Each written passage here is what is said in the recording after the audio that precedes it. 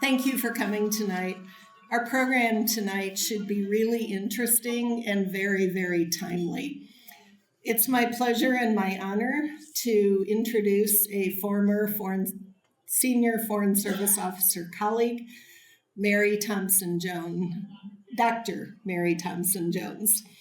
Mary is a career senior diplomat, a professor, and a published author on U.S. foreign policy and the practice of diplomacy. Her book was entitled, her first book, To the Secretary, Leaked Embassy Cables and America's Foreign Policy Disconnect. And I haven't read it, but I'm going to get it because I lived through that and I want to hear her insights. Her diplomatic experience spans a 23-year career as a Foreign Service officer in leadership roles in the Czech Republic, Canada, Guatemala, Spain, and Washington, D.C. She retired with the rank of Minister Counselor and has a whole list of awards: Meritorious Honor Awards, Superior Honor Awards, and a very distinguished resume, including Professor and Chair of Women in National Security and Diplomacy, Director of Global Studies and International Relations at Northeastern University, Dean of International Graduate Programs at Endicott College. I could keep going on, but I know what you really want is to hear her speak. I will, however, note her education. She got a bachelor's from California State University, a master's from the Fletcher School of Law and Diplomacy, and her educational doctorate from the University of Pennsylvania. She is active in members and has memberships in societies, including the Boston Committee on Foreign Affairs, the Public Diplomacy Advisory Council, and the Public Diplomacy Alumni Association. So without any further ado, I'd like to welcome Dr. Mary Thompson-Jones, and please ask her all the hard questions. You'll notice maps of the Arctic on your table, so please refer to those as she's speaking. Mary, come on up. The podium's all yours.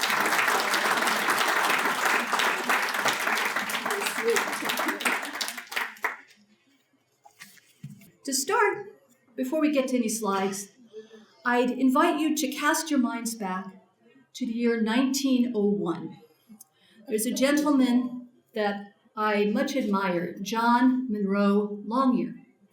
He comes from a region not too far away from where we are now, Upper Peninsula, and he was known as a land looker, which as best I can figure out, he rode around on horseback and with his geological knowledge was able to discern where minerals might be hidden, veins of coal, other valuable minerals. And he was very good at his job. He ended up settling in Marquette. He was a big man in the community. And he found himself with his family in 1901 on an Arctic cruise. So, not a surprise. Yeah, even back in 1901, you could take an Arctic cruise. And where should he be but Svalbard? And I know some of you have visited Svalbard, known in the time in its day as Spitsbergen. Leaning out over the railing, looking at the cliffs of this archipelago, which at the time was a no man's land, a terra nullius. It didn't belong to Norway, it didn't belong to anyone. It had no indigenous community. No one had ever lived there. But he saw something. He saw veins, he saw coal, and he saw possibilities. This is a pivotal moment in America's engagement in the Arctic.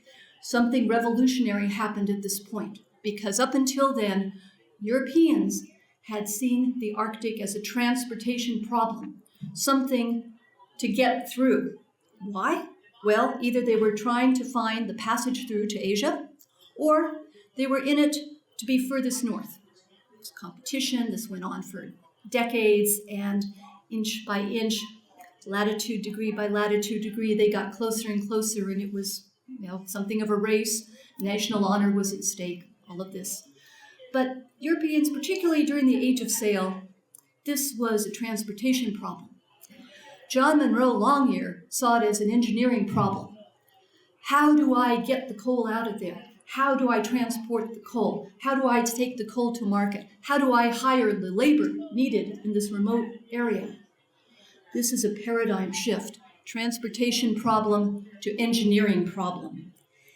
And this set off an American decade of engagement in the Arctic. So lest anyone tell you that America is ambivalent about the Arctic, we don't step up, we don't think of ourselves as an Arctic nation, I say, not true.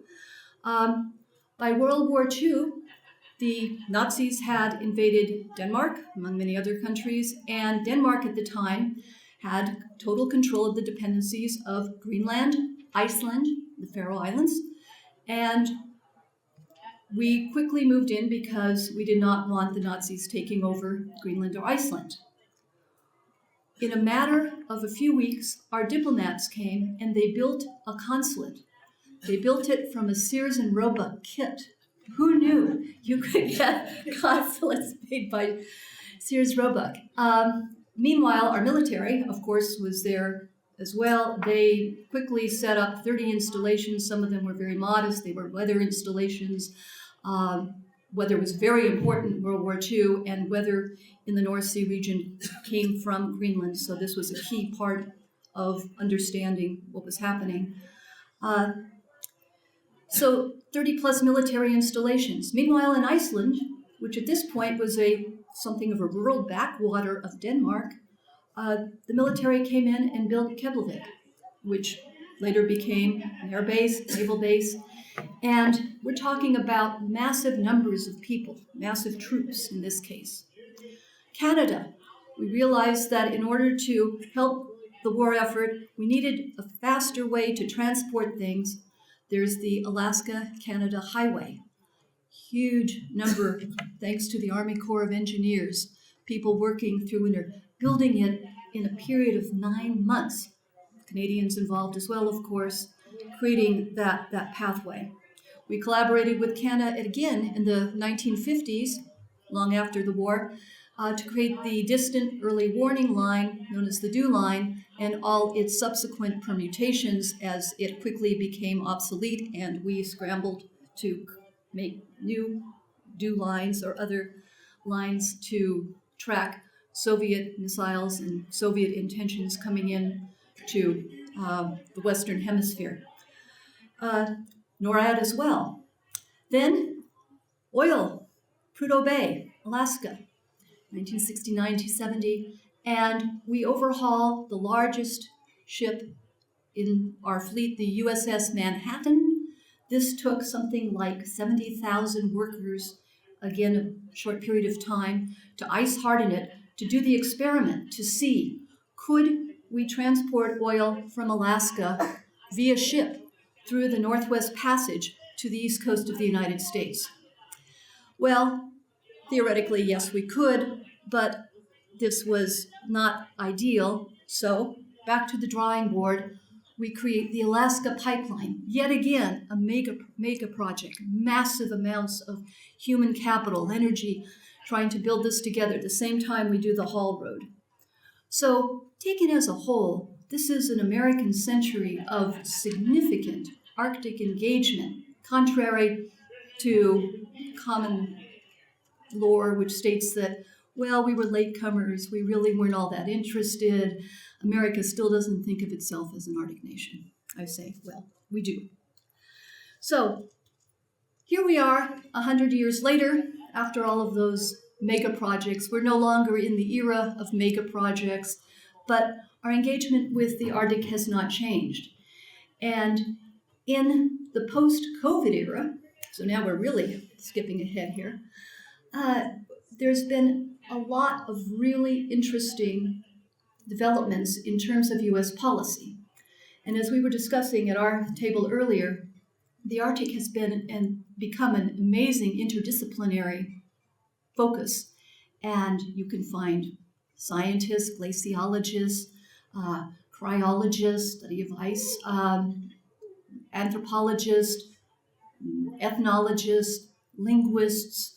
There's just no end of people, scientists, hard science, as well as social scientists, and others who are finding new reasons to engage in the Arctic.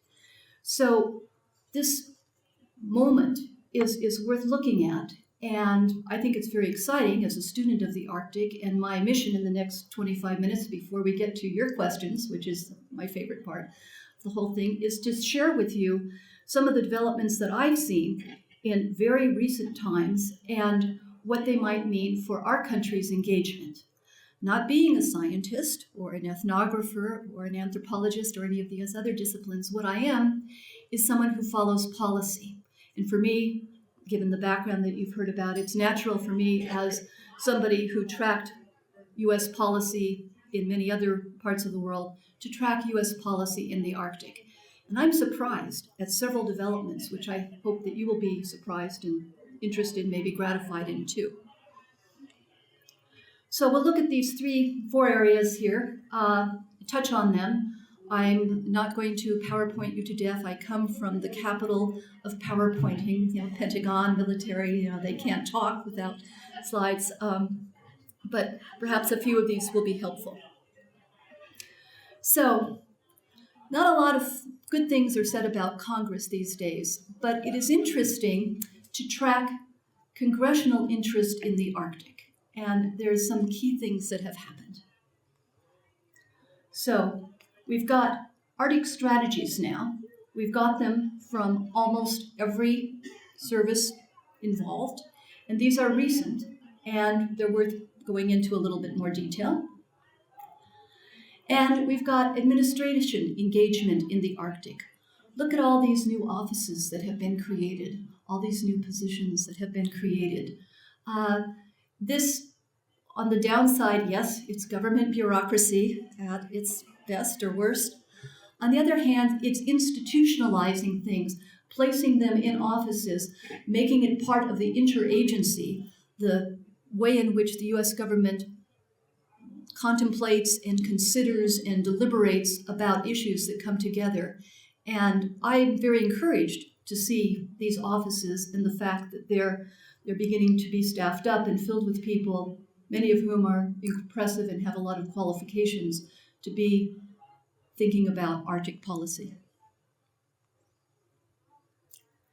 So we have an updated national Arctic strategy that was published, and it's been a long time. As you see, this updates the 2013 strategy, so it's been 9 or 10 years, and there's some significant changes.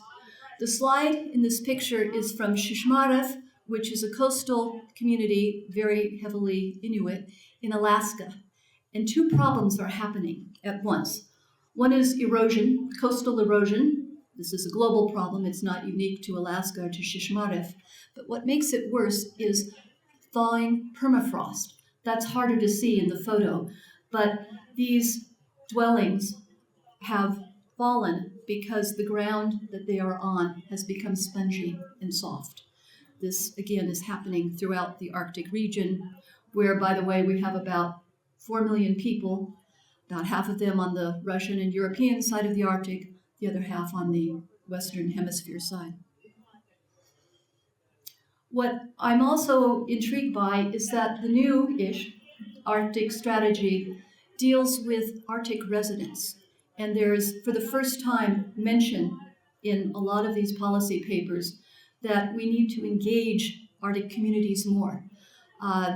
In a lot of ways, we're dealing with indigenous communities, people with generational knowledge, often passed through oral tradition. This is valuable knowledge. And one of the best comments I heard from a scientist at a conference I was at recently was, I'm sitting in Northern Virginia dealing with Arctic issues. Shouldn't I be talking to somebody who actually lives there? And we're seeing this almost a newfound humility, a willingness to listen, a curiosity about what's happening from the residents and communities' point of view. From scientists, not unique to America, I think this is something we're seeing in Canada quite a bit, and in our European colleagues as well. And I think it's also a great way to focus attention on the Arctic and to learn about the Arctic. So these are the four pillars in the current administration's Arctic strategy. Some of them won't surprise you at all. Security has primacy. There are certainly security threats. We can talk about them more in the Q&A. The two that are uppermost in mind are Russia and China. Russia has legitimate reason to be in the Arctic. It has more than 50% of the landmass ringing the Arctic Ocean. And for Russia, the Arctic is economically important as well. What's new is laying out climate change and environmental protection and focusing on why the Arctic is changing so quickly and, in fact, is changing in terms of climate much faster than the lower 48 in our country or the rest of more temperate zones elsewhere in the world. Sustainable economic development is an area that I'm really intrigued with because I hear a lot at the Naval War College about the maritime domain, about the age of sail, the age of steam, the age of subs, and many people look at the Arctic as a military problem. I am kind of with Longyear here. I see it as an engineering problem, but also as a trade and economic problem. And I think the third pillar is one that we'll see a lot of development in the coming years and decades. And then international cooperation and governance.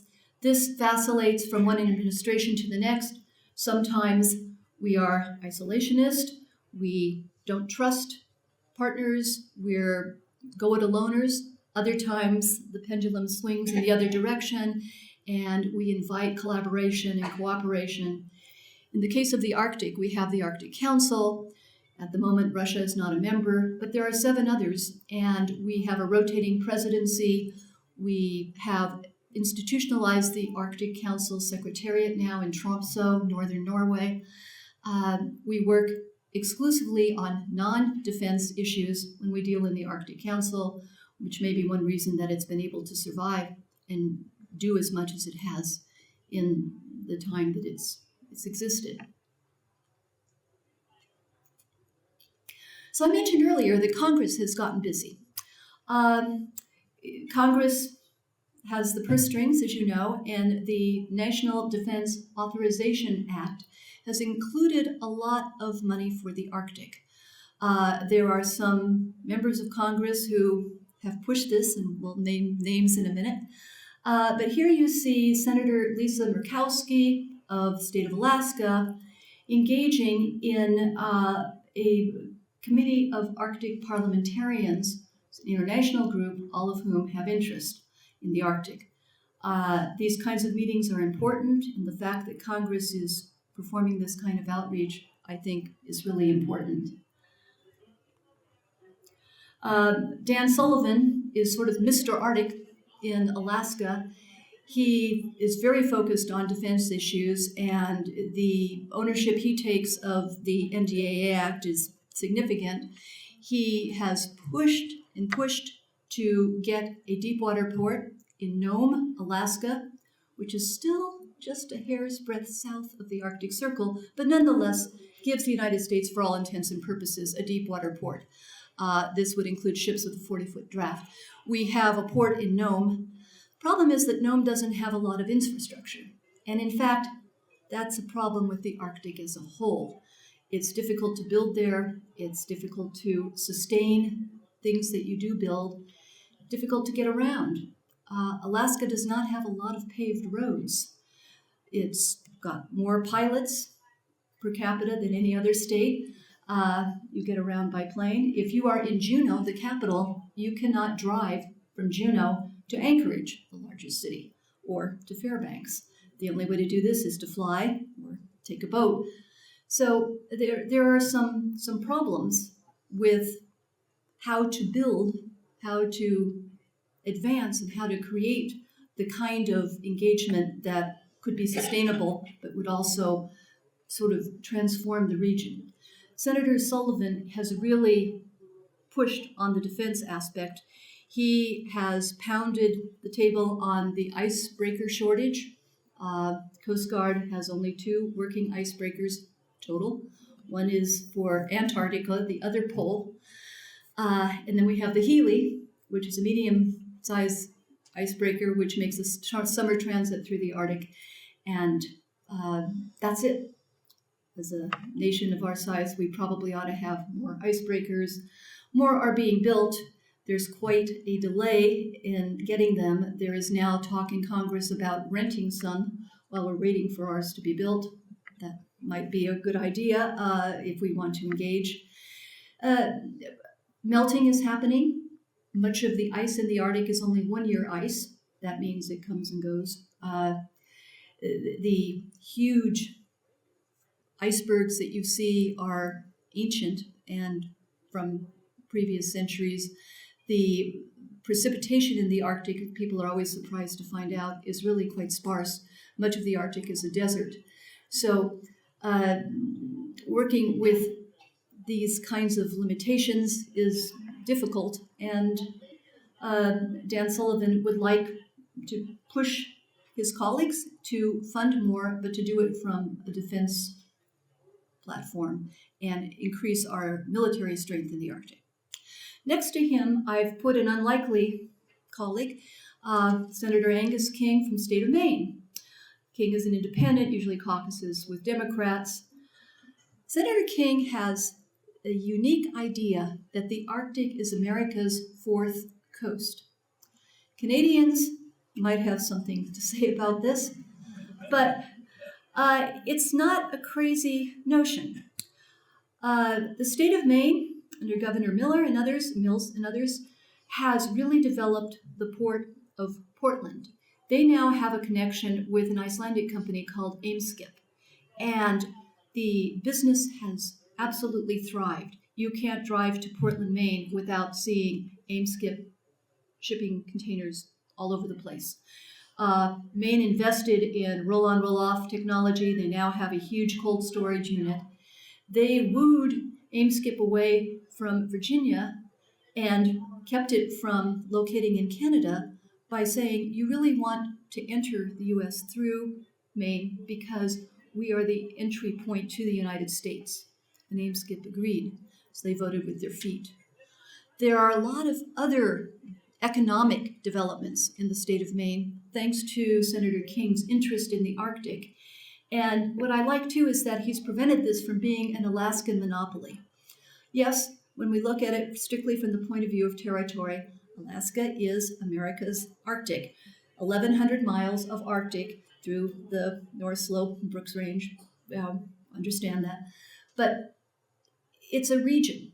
The idea that 66.3 degrees north latitude, which is the dotted line, and I know Steve Stone kindly produced maps, you'll notice there's lots of different lines on your maps. There's a wavy line, that's the isotherm line, where you hit 10 degrees centigrade. There's the tree line. There's the line that U.S. Congress drew in 1983 in order to include the Aleutian Islands. This is a very wavy line and not very circular at all. Why? Because during World War II, Japan actually invaded U.S. territory and occupied Adak Island and Kiska Island. So there's some reason here for this. Now scientists are talking about tree lines, the vegetation line, because more things grow than could grow previously. There are other, permafrost melting lines. So strict definitions don't really help, and thinking about the Arctic as a very concrete idea seems to be fading as we look at the Arctic in terms of these other definitions, plus more, where inhabitants live, where people still have settlements. Not all of the Arctic is inhabited, after all. These two gentlemen are part of an Arctic caucus, and they are not alone. State of Washington also has members in the Arctic caucus. There are some others from Great Lakes states who are involved as well because of shipping interests. So this idea that there could be common cause beyond Alaska is really heartening to me because it makes it more of a national concept. So the second pillar, and the thing I wanted to talk about, is what's happening in Arctic diplomacy.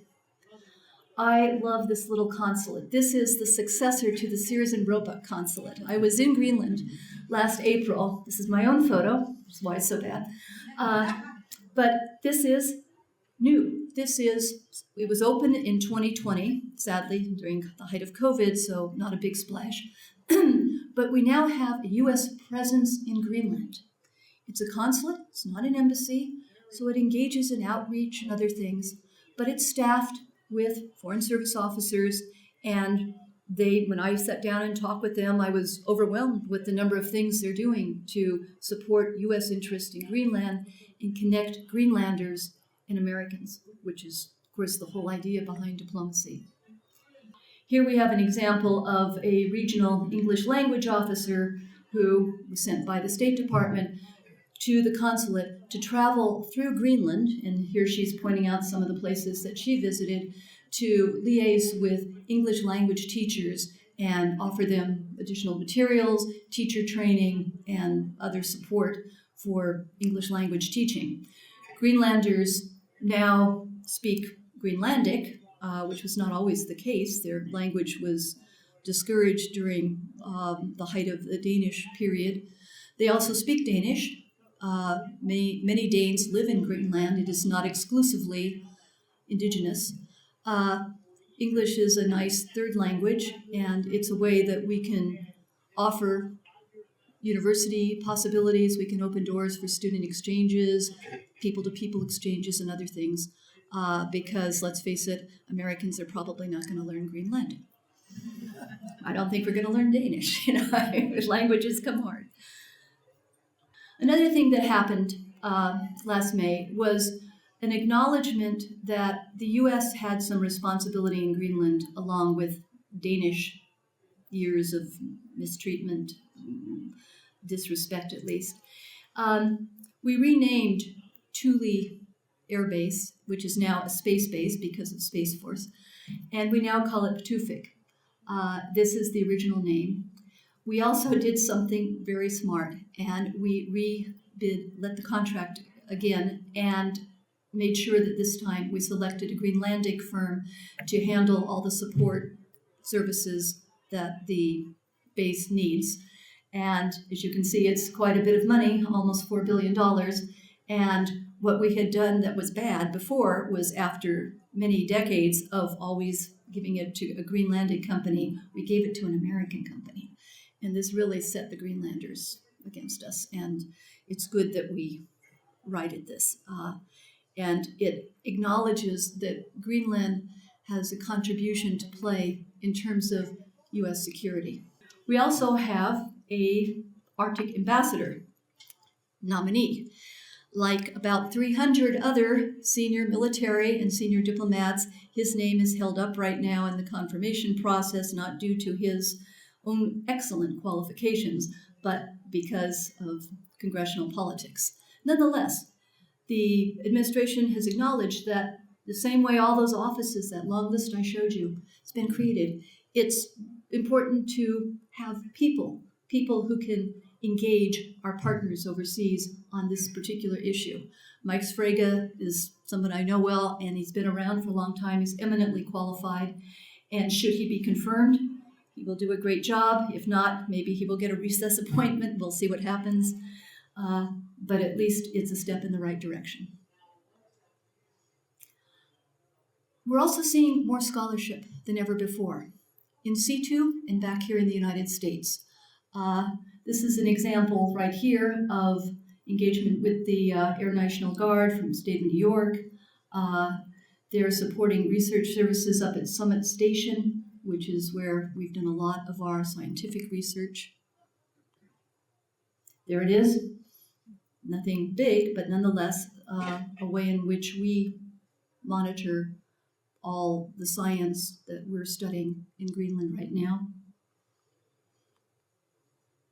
And then there's something called the Joint Committee, where we sit down with the Danes and the Greenlanders and talk about national security issues.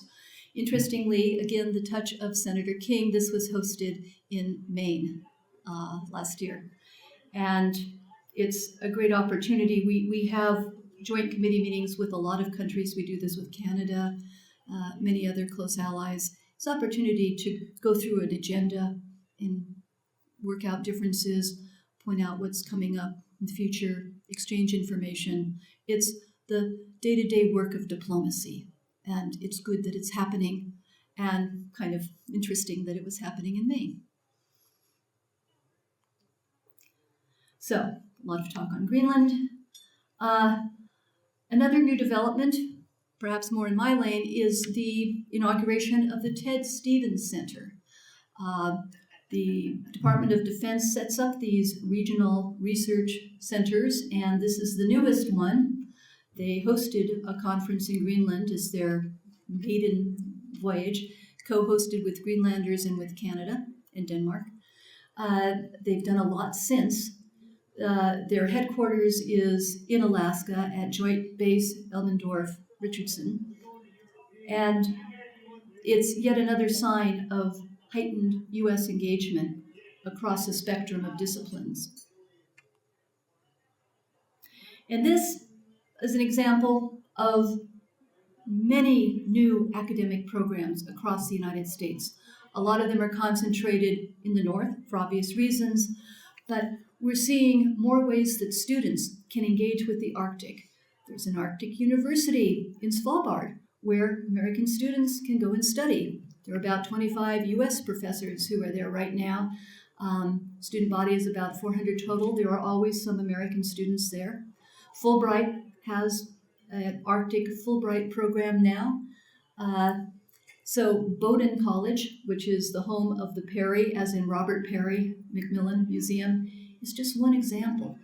Interesting things are happening in Washington State as well, and probably I would have to acknowledge Alaska University of Alaska Fairbanks is the premier U.S. university if you want to go study Arctic issues.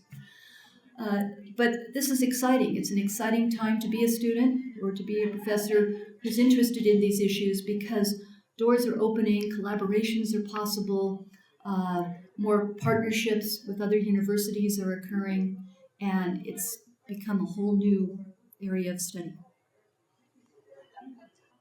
This is the story I gave you earlier about Imskip, and the statistics there are pretty impressive.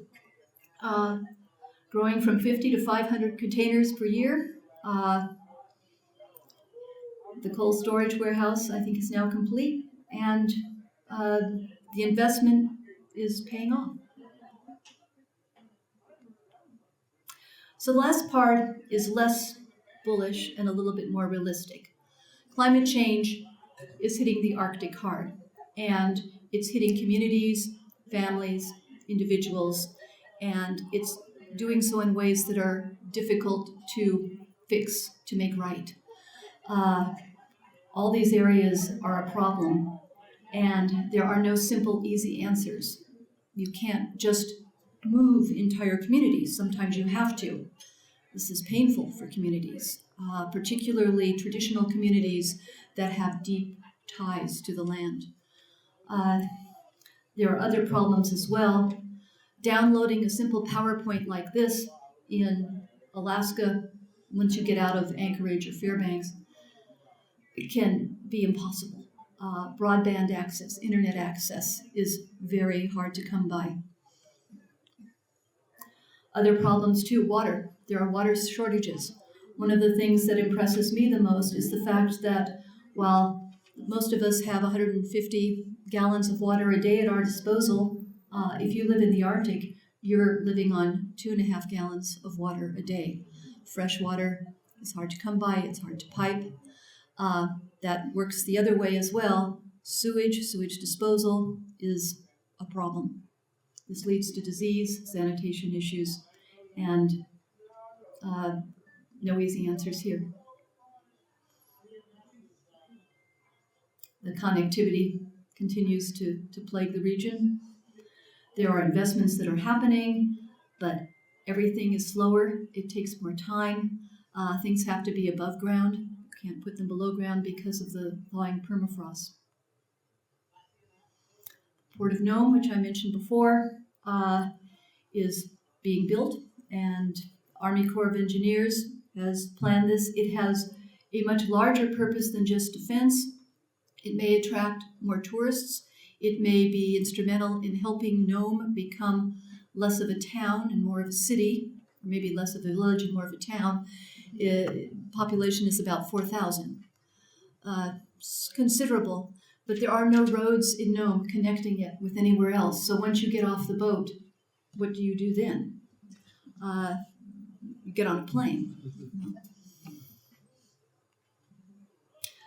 What's happening, though, and unlikely to change, is increases in traffic. And this scatter plot chart shows how the Bering Strait, which is only 52 miles at its narrowest point, between Russia and the United States, has become quite the choke point. A lot of traffic. We believe that's only going to increase in the years to come. The traffic ranges from military to agricultural to trade to merchandise. Some of it is local, some of it is pushing through all the way up to the northern sea route through Russia to get to Rotterdam, which is usually the destination of most of the COSCO ships that are coming from China. So all of this is heartening to me. The attention that the Arctic is getting, the parts of it are not heartening. Obviously, the melting is an issue. But everyone seems to have grasped the idea of presence. And that's the idea that I would like to leave you with. So we went from John Monroe Longyear, and his concept going from transportation to engineering. And here we see that, well, what's also important is presence. And that's kind of the idea that I'm picking up on in terms of U.S. policy, currency, what's happening, what legislators are talking about, what the administration is talking about right now. We're going to be more present, diplomatically, militarily, commercially. We're going to engage more, and that's a good thing. So I'll stop there, and I really look forward to your great questions. Thank you.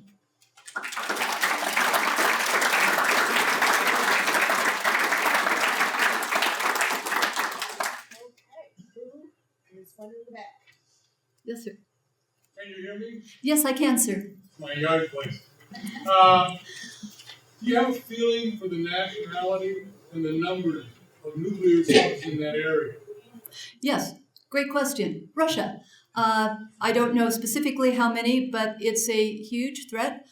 For that reason, Finland is now a member of NATO. We are leaning on Turkey for a vote on Sweden. I think we're all less bothered. If you look at the map, we've got the Arc of Norway, we've got Finland, we've got Denmark in the south. Sweden is kind of sandwiched in by NATO countries, but it would still be nice, as Turkey is a NATO member, to allow Sweden in as well as Finland. The Baltic states as well, Latvia, Lithuania, and Estonia all report lots of aggression, lots of intrusive actions, cable cutting, mischief. You've probably followed the news on all of this. And there's been perhaps some diminishment of this as Russian military forces have been drained off to Ukraine. It's definitely been a distraction for them. And they're now facing some demographic challenges as well in terms of how to man or how to supply all of these things. So, subs are a problem, and Russia is a problem in the North Sea, in the Bering Strait, for sure. You talk about presence. Yes, sir. Yes. Yes. The gentleman is asking about the status of Russia as a member of the Arctic Council.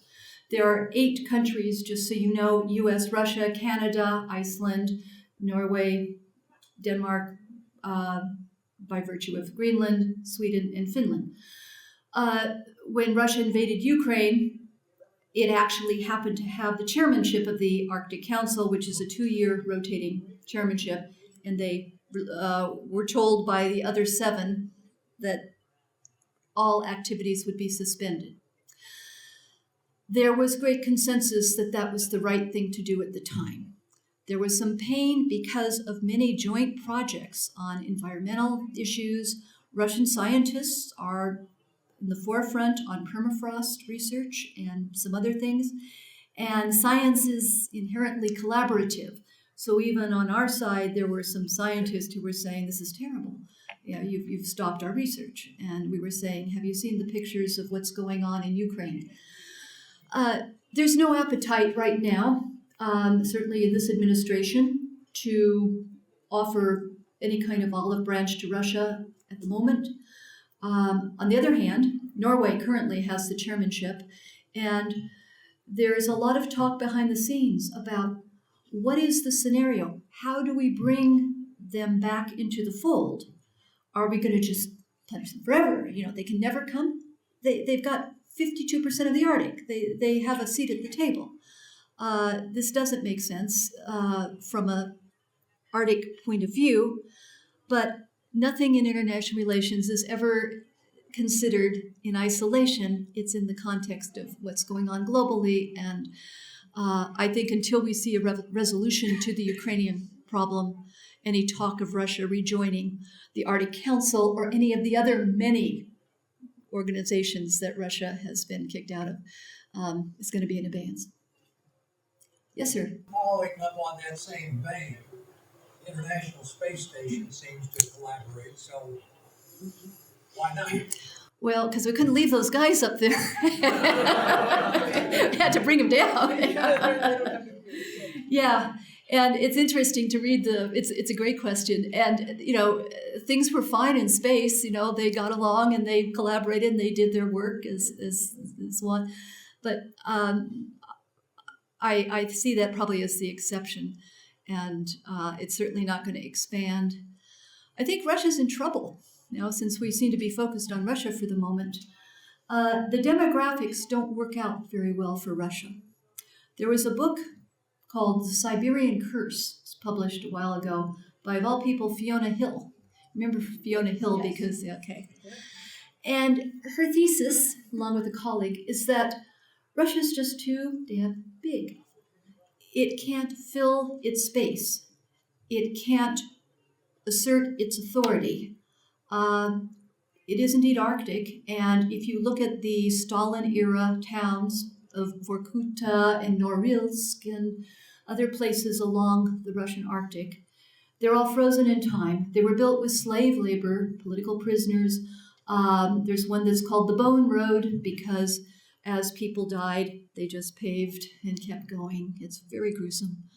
That generation, of course, is gone, and the guards who watched over the prisoners are also gone, so you now have the second and third generation, and those towns are depopulated. Nobody wants to live there.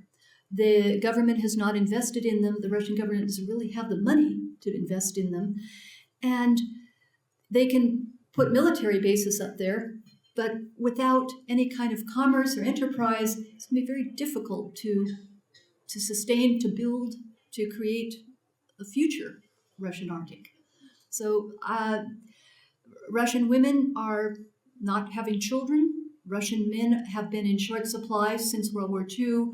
If you look at demographic bubbles, you have the babushki, you have the old grandmothers who survived World War II, men not so much. And the life expectancy discrepancy between female and male is quite great. Russian men die a lot younger. Cigarette smoking, alcoholism, accidents. The military adventure in Ukraine has not been good to them either. Those who were not conscripted left, voted with their feet. And the very people you don't want to leave, the young Russian, high-tech, educated, worldly people, they're working in Turkey, Azerbaijan, Kazakhstan. They're not going to go home anytime soon. And they're not having babies. They're not thinking about Mother Russia. So this leaves the eastern part of Russia. It's a quite different place. And this is not the future Putin planned. So, it's a complicated situation, but it's not a very bright picture for Russia. Yes, ma'am. Can you speak about Canada for a while? I mean, just a little bit. Are our policies divergent? Are they fairly similar? I'm just wondering how our relationship with It's great. We have Canada's our closest ally. We have the largest trading relationship in the world with Canada. I've served in Canada, so it's a place I know well. In fact, I got my interest in the Arctic when I was up in Canada. Not to say that we don't disagree about things. One of the things we disagree about is the Northwest Passage. Canada insists those are internal waters. We say no. If you look at the history of the United States, we have gotten to war more times over trade and freedom of navigation than we have for anything else. To the day back to the time of Hamilton. This is really deep in our psyche that nobody tells us where we can't go. Canada signed the Law of the Sea Treaty, as have most countries. We have not. I think to our detriment. It might be a good idea to revisit this. I'm not sure it will ever happen. We are leery of signing international treaties because we feel that we give up some of our sovereignty. Canada vacillates, speaking of sovereignty. They have a similar problem in some ways to Russia in that they have vast Arctic territory in the Canadian Arctic archipelago, and they can't populate it. They can't really control it. They're very worried sometimes that Americans will come in. Sometimes some Canadians are more worried about Americans than they are about Russians.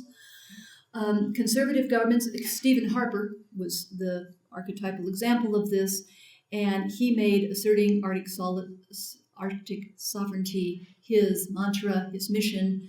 And a lot, if you're going to do that, then the question is, well, who are you asserting this sovereignty against? Well, the United States. So, the relationship has ebbed and flowed. One of the great examples in diplomacy is the great relationship that Ronald Reagan had with Brian Mulroney. If you remember that back far, they had the Irish summit where they sang Irish songs together, and they really did have a personal friendship. And Brian Mulroney could call up Reagan and say, look, I'm really in political trouble over what you're doing in the Arctic. And they could find ways to come to a modus vivendi. So we have a gentleman's agreement with Canada. Canada understands that we will never acknowledge their sovereignty over the Northwest Passage. We will continue to our dying breath to insist that it's an international strait, whatever they may say. On the other hand, we agree that we will always notify them. To them, this means we are asking permission. To us, it means we're telling them we're coming.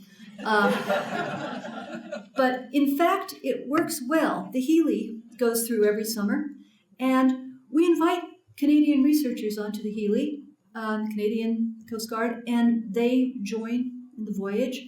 So the services, as is often the case, the Ottawa and Washington are, saying one thing, but the guys in the boats are just fine.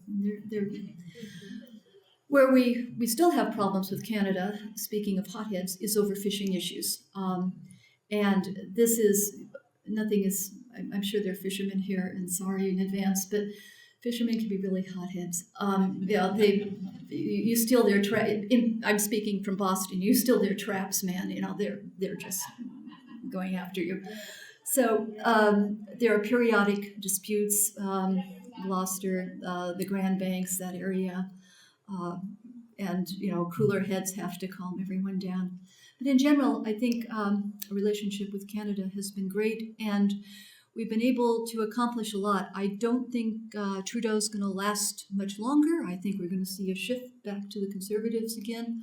Be interesting to see what that political situation looks like while distract us from our own political situation.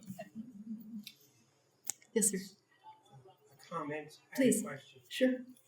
You mentioned climate change and warming several times. I think this is a comment. My wife Deborah and I had the opportunity to fly from Fairbanks to Coldfoot, which is just south of the Brooks Range, and take a van back to Fairbanks. Quite a bumpy ride. But I bet. Along the way, there were these miles and miles and miles of spruce trees that were tilted because of the permafrost thawing. It's the most remarkable and disturbing thing to see. Have you seen the thermokarsts those puddles, giant puddles that, yeah, did you do any aerial flying over or overflights in that area? If you look from the air, you see these depressions in the land that fill with water. They fill and freeze and fill and freeze, but underneath them is methane, which is starting to bubble up to the surface, which again creates the feedback loop. You know, part of this goes back to elementary school experiment where, you put out a black sheet of construction paper and a white sheet of construction paper, you put thermometers on them, and which one is higher if it's a sunny day. The warming in the Arctic is about 4 times higher in terms of degrees than it is at the equator because of the feedback loop. As we lose white cover in the Arctic, what's underneath is dark, and so it creates this feedback loop, and the albedo effect it's called, and it doesn't look stoppable at this point. And that relates to my question that we have a considerable military presence there. What challenges does the military face in relation to this warming that's going on there? The Department of Defense in its national security strategy now includes climate change as one of the most severe threats to U.S. national security. That's new. That's astounding because this used to be something that you couldn't say, you couldn't acknowledge. It's now out there. Doesn't mean that everyone agrees or think it's a great idea, but those who work in the maritime domain are seeing this at Norfolk, where flooding is, Miami, Southcom is seeing this. So it's having an impact on military bases and having an impact on our readiness. Severe weather events are likewise, military bases don't get a bubble over them. They get whipsawed by the same climate extremities that are happening elsewhere. So it was very interesting to see Assistant Secretary of Defense in a speech that she made to one of the service academies last summer in her commencement speech that it's going to be all about climate change. That's the new threat coming. So yeah, thanks for the question. There was a question back over there.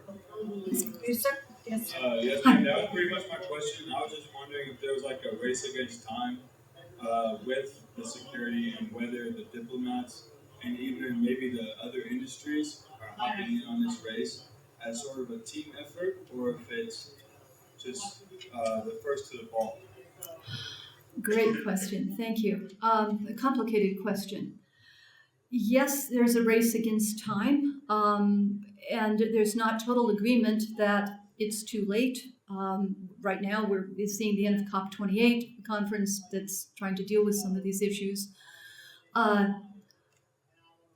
We want energy independence. The fact that one of the world's energy suppliers is Russia means that Biden administration is looking at, the Willow Project was approved. Environmentalists were horrified because they saw this as inimical to environmental issues.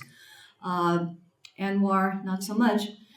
Just because something is approved doesn't mean that commercial interests are going to find it a good idea. When the Trump administration opened Anwar, nobody bid on it. And it was not interesting because the pricing didn't work. Price of oil was pretty low at that point, and it wasn't worth the effort it would take to extract it. There's been some new finds in the Chukchi Sea, Beaufort area, so that may change. But I'm kind of pro-industry, pro-business. I would like to see business engage in the Arctic because I think we need more than just security and defense. That's a dangerous proposition. We see cruise ships going up and either polluting or getting in distress and needing to be rescued. Some people think this is a nightmare waiting to happen because there is just no infrastructure. We can't possibly take 400 people off of a cruise ship. This happened in Norway off the coast of Bodø. A Viking cruise ship almost ran aground in very high seas, and people had to be plucked by helicopter one by one. Norwegians had the wherewithal to do that with some help from the Danes and the Swedes coming in, and it was kind of a Mayday situation. No lives were lost, and that's saying a lot in the high Arctic. This was March, so you had 40-foot seas. What are you going to do in 40-foot seas? And people have this idea that just because all the ice is melting, well, it's going to be like the Bahamas. No, it will freeze, it will refreeze. We'll see significant storms, and the problem is that the area is not well known. It's not well mapped yet. Communications are not great up there. It's also got a lot of fresh water. So we're seeing, for example, in the Beaufort Gyre, which is above Alaska and Yukon Territory, a natural process in which fresh water from the rivers that flow, both from the Canadian side and the Russian side, and a few from Alaska too, are accumulating. The Beaufort Gyre reverses itself every 7 to 10 years or so. That hasn't happened now for about 28 years. And there are some guys at Woods Hole, Oceanographic Institute in Massachusetts, who are looking at this. And the quantity of fresh water on top of the Beaufort Gyre is now the volume of all the Great Lakes. So someday, this gyre will reverse. It will dump through Labrador into the North Atlantic. We know that the Gulf Stream is weakening. If the Gulf Stream continues to weaken at the same time as the Beaufort Gyre, Northern Europe could have a new ice age. I mean, climate change doesn't just mean warming, it means chaos and unpredictability. So, yeah, does that answer your question somewhat? Yes, it does. Thank you. Welcome. What about the polar bears? Yes, they're not doing well. But what in particular about them? Just talk a little bit about the impact on wildlife. Yeah, sure. It's a great way for Americans to humanize or anthropomorphize the Arctic. Coca-Cola started doing this a long time ago, and some of their ads had polar bears inviting their friends, the penguins, over for Christmas dinner, and they could all drink Coke together. This is nutty because there are no penguins in the Arctic. But everybody thought it was a really cute commercial, and people care about some animals more than others. We've seen this in Africa, student campaigns over rhino horns, and people get very passionate about it. And polar bears need ice. As their ice surface diminishes, their ability to hunt diminishes, and their numbers go down. So it's not a good picture. For every loss, some people would argue there is a gain. Greenland can grow root crops now in parts of the south. New animals are emerging. New flora and fauna are coming in. It's possible to do things that you might not have been able to do. The season for shipping has lengthened. In Nome, for example, the ice-free water is lengthened 1 week on the spring side and 1 week on the autumnal side. Is this a good thing? Well, if you're in shipping, yeah. Does it help the animals? No. Fishing is really where the money meets the road, rubber meets the road, and the fish keep migrating north because some fish can't survive in warming waters. Alaska relies heavily on fish as well as oil and timber, and we're going to see increasing competition for animal resources, particularly consumable animals like fish. That's happening. We saw this on the European side with snow crabs, which crawled. They're heavily regulated in Europe, surprise, and they started showing up in places they'd never showed up before, and the European Union had to come to a decision about, well, do we fish them? Are they allowed to be fished in what numbers and all this? So, yeah, it's a mixed picture, but not great for the animals that we love. One of the iconic pictures is sledding. The photo that sticks in my mind is sled dogs pulling a sled, and the snow has melted, and they're pulling it through slush, and that's kind of a metaphor. Greenlanders have had to get rid of some of their dogs, and if you are a dog lover, you should never study the Arctic, particularly Arctic history and explorers and all that. It's not a pretty picture. Yes, sir. You've done a great job addressing the Russians related to the Arctic. I'm more curious about the Chinese and their increased information and what the speculation is related to their strategic intentions. Is it as benign as we've got a big navy now, we want to show off our world power, or is it something more malignant they have to do? Yeah. If you'd asked me the question 4 years ago, my hair would be on fire and I would be saying, yeah, never mind Russia, China's the big problem. China created something called the Polar Silk Road and was interested in collaborative investments with Arctic nations, much along the lines that they had tried to do with countries like Sri Lanka and places in Africa. And originally, many countries were intrigued. China had money to burn back then, not so much now. And they did joint ventures. Since then, the scales have fallen. Certainly, NATO countries like Norway, Finland, Iceland have said, oh, we see now what's happening here. This is not really a space station. This is a satellite station with dual purpose technology that you are using from our vantage point. So they've pulled out. One of the more outlandish examples was a golf course in northern Iceland, and it was on sheep herding territory, and they wanted to buy 10 square miles of it. And clearly they were looking for a port. And Iceland tumbled to this. They were not interested in sheep herding. And then China said, well, actually, we want to make a golf resort there. And the Icelanders said, you're nuts. Yeah, this is not where anybody's ever going to golf. What are you really doing? So that has changed. More to the point of the U.S., we went head to head in Greenland because China thought Greenland was a great place to do the Polar Silk Road. Greenland needs an airport. If you've ever flown to Greenland, you know this is true. It does not have a modern airport. And it needs infrastructure. It needs water. It needs hotels. It needs much more than, it's a nice place. It's not terrible. But if they are going to do what Iceland has done with tourism, they need massive investment. So China shows up and says, oh, we can take care of that airport for you. And by the way, that uranium mine that you've got over there, we'd like to take that on. And some rare earth metals, we're into those too.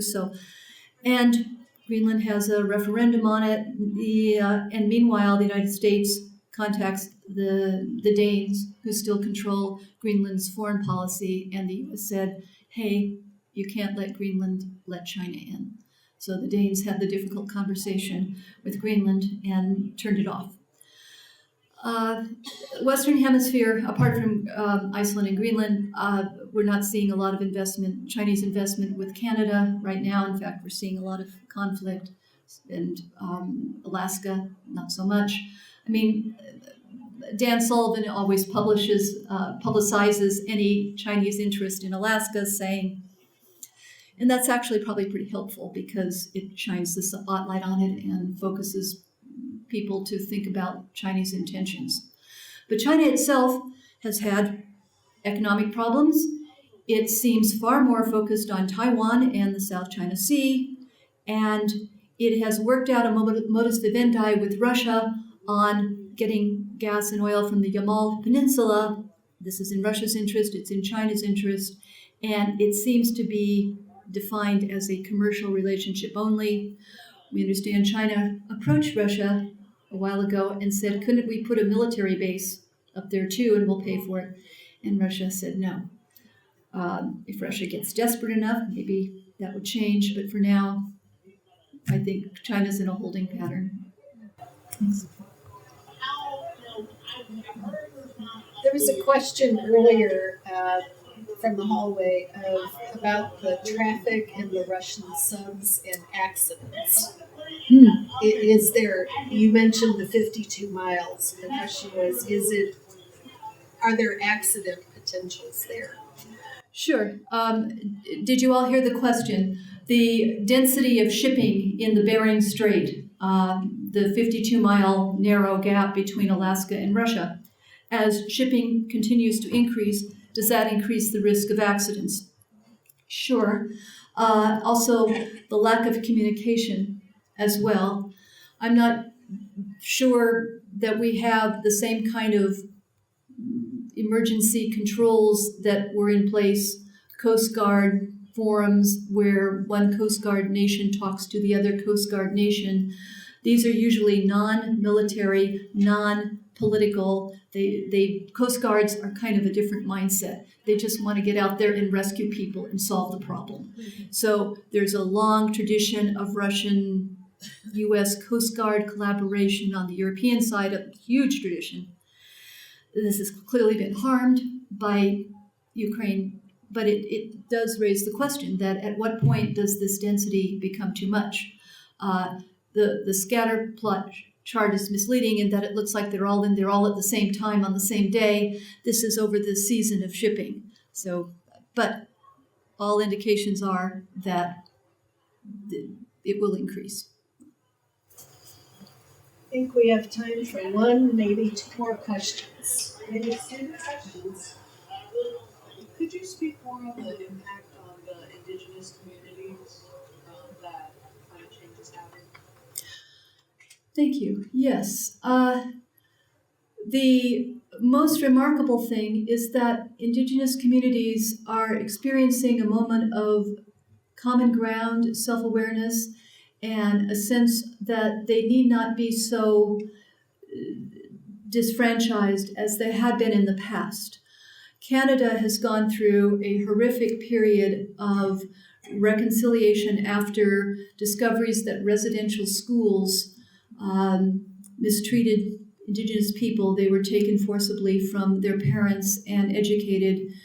The government of Canada, along with the Catholic Church, has a lot to answer for. In Canada, I'm not in any way beating up on Canada. The Nordic countries have Sami people. They tried a similar assimilation process, bringing the Sami down from the north, making them study in Swedish, Finnish, Norwegian schools, making them learn the language. Denmark, if you've read Smilla's Sense of Snow, that's there are many Greenlanders who have dual parentage, so they have a foot in the Danish world and a foot in the Greenlandic world.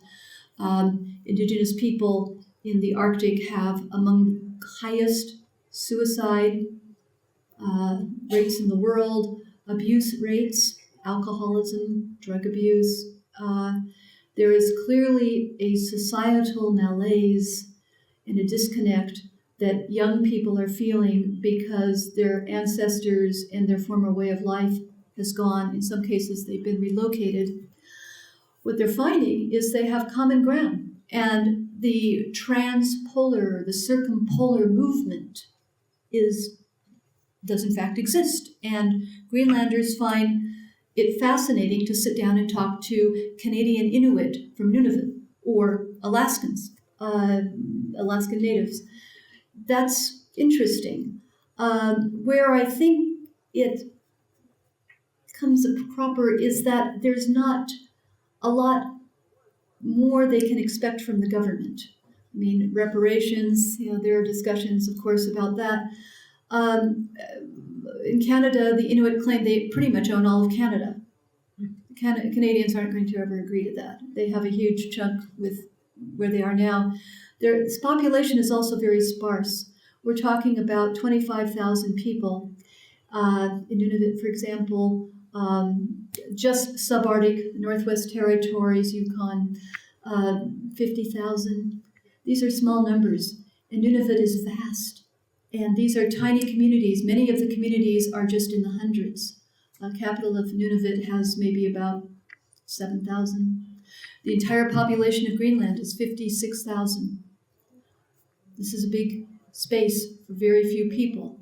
And not all the populations are growing. Some are, not all. Many are decamping, particularly the young people, and going to cities and giving up the Arctic life, which is a shame because it loses a human connection. So it's a complicated question, and there's no real answer. It's just interesting how different countries are in some cases grappling with the same things. To my knowledge, Russia does not have a reconciliation commission for the Nenets or the many other indigenous peoples. It took their land to create the Yamal Peninsula, but I don't think Russia has the same tradition of civic dialogue in the same way. So their way of dealing with it is just suppressing it for now.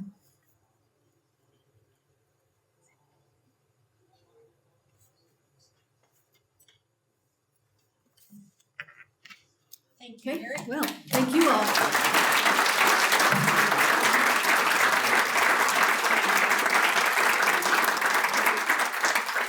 On behalf of the World Affairs Council of Central Illinois, I'd like to present on our behalf this book called Leadership in Turbulent Times, signed by the author Doris Kearns Goodwin and from our partner, the Abraham Lincoln Foundation. So what a wonderful presentation. Yes. Thank you for sharing your expertise.